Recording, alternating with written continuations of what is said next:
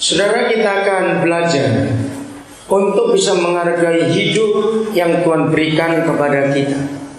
Karena ada banyak orang dalam hidupnya ini tidak pernah bisa menghargai hidupnya. Maka itu dosa demi dosa, masalah demi masalah dikerjakan terus di alam itu selama hidup setiap hari. Karena tidak pernah bisa menghargai hidup yang Tuhan berikan itu. Dalam hal apa kita menghargai? Mari kita membuka Kisah Rasul pasal yang ke-12. Kita akan baca ayat mulai 21. Kisah Rasul 11 mulai ayat 21. Kita lihat ayat ini. Dan tangan Yahweh menyertai mereka, dan sejumlah besar orang menjadi percaya dan berbalik kepada Yahweh. Garis bawahi kata tangan Yahweh menyertai. Ayat 22. Maka sampailah kabar tentang mereka itu kepada jemaat di Yerusalem, pusatnya. Lalu jemaat itu mengutus Barnabas ke Antiokhia.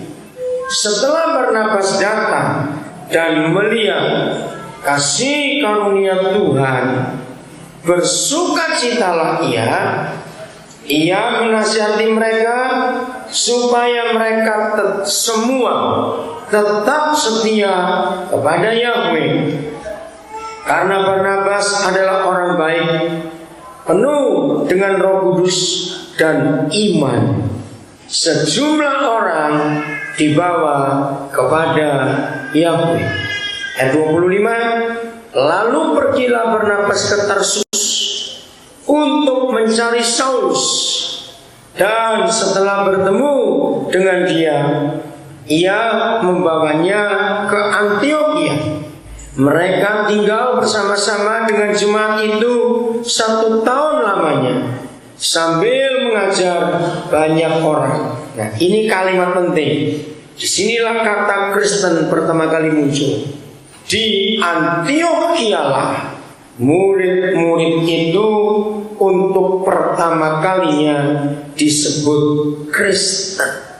Saudara, ada 2 kali kalimat dalam pembacaan kita ini, ayat 21 sampai 26, ada 2 kali firman yang menyatakan bahwa mereka berbalik kepada Tuhan.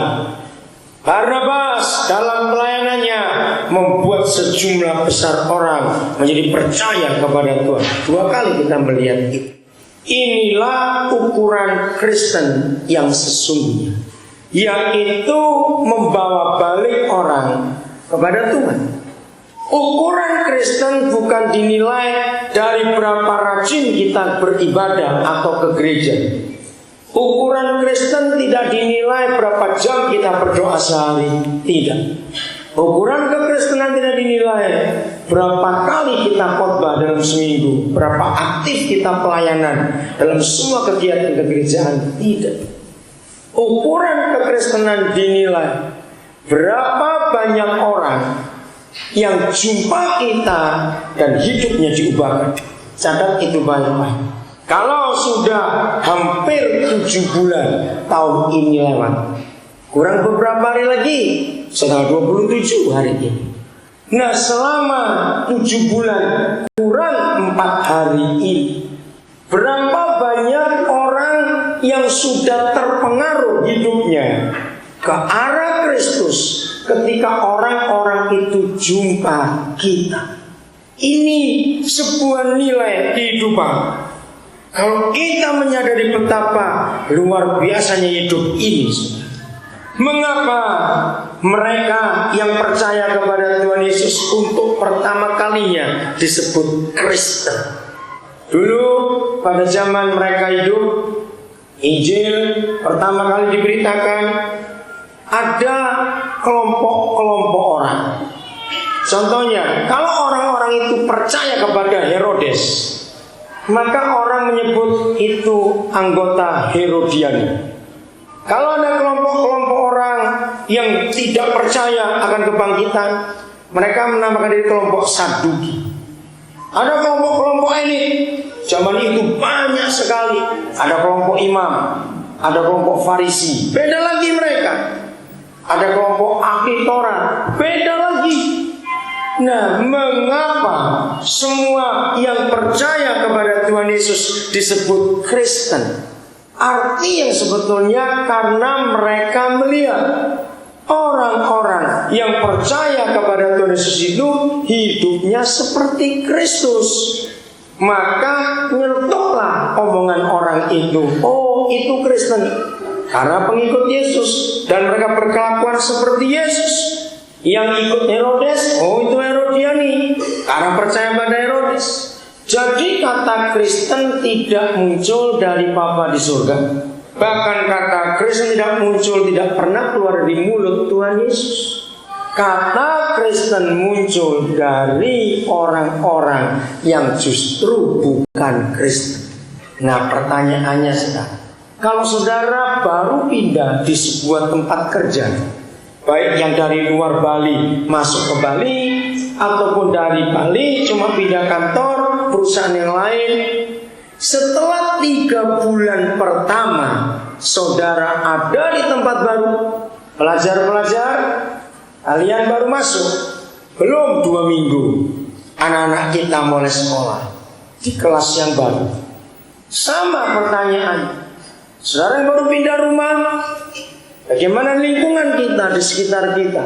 Hargai kehidupan itu sehebat ini, saudara. Apa kesan orang pertama kali kita lihat orang itu melihat kita? Di dalam psikologi diajarkan orang itu langsung bisa menilai seseorang kalau dia terlatih. Begitu lihat pertama kali, kesan apa yang muncul? Pasti kita punya kesan yang berbeda-beda dengan orang-orang tertentu. Nah, coba saudara tempatkan diri kita di tempat orang-orang itu.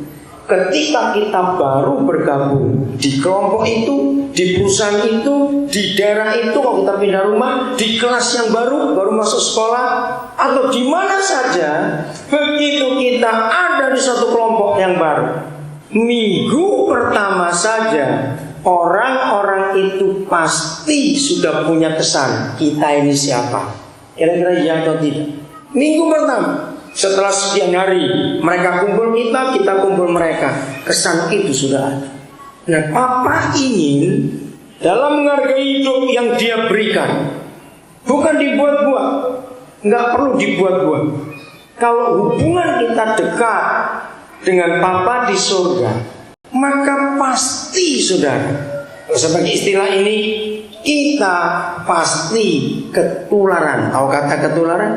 Tertular sifat-sifatnya. Kita dekat dengan siapa, orang itu akan mempengaruhi kita. Lalu pengaruh orang itu tanpa kita sadari dan tidak perlu dibuat-buat akan nampak juga dalam kehidupan kita. Nah, kekristenan dinilai dengan cara itu. Apa kesan pertama orang kalau kita di tempat yang baru melihat kita? Orang-orang itu berkesan apa? Barnabas luar biasa. Saya kembali ke ayat 24. Apa tanda yang nyolok dalam hidup Barnabas? Ayat 24. Karena Barnabas satu adalah orang apa? Baca kita saudara, orang apa? Baik. Ini kesan pertama orang melihat. Yang kedua, penuh dengan apa? Roh Kudus. Yang ketiga, dia juga penuh dengan apa? Iman. Lihat dampaknya, lihat impactnya, lihat akibatnya. Kalau kita anak-anak Bapa di surga dan hidup kita benar dan berkenan kepada Dia, lalu kita bisa penuh dengan 3 hal itu tadi dikenal. Orang baik, penuh Roh Kudus, penuh iman. Saudara, tanpa dibuat-buat, apa impactnya? Lihat kalimat terakhir 24. Saya minta yang gak bakal kita pun lihat Alkitab tetangga saudara. Ini penting sekali. Sejumlah orang dibawa kemana? Kepada Yesus, kepada Bapa di surga.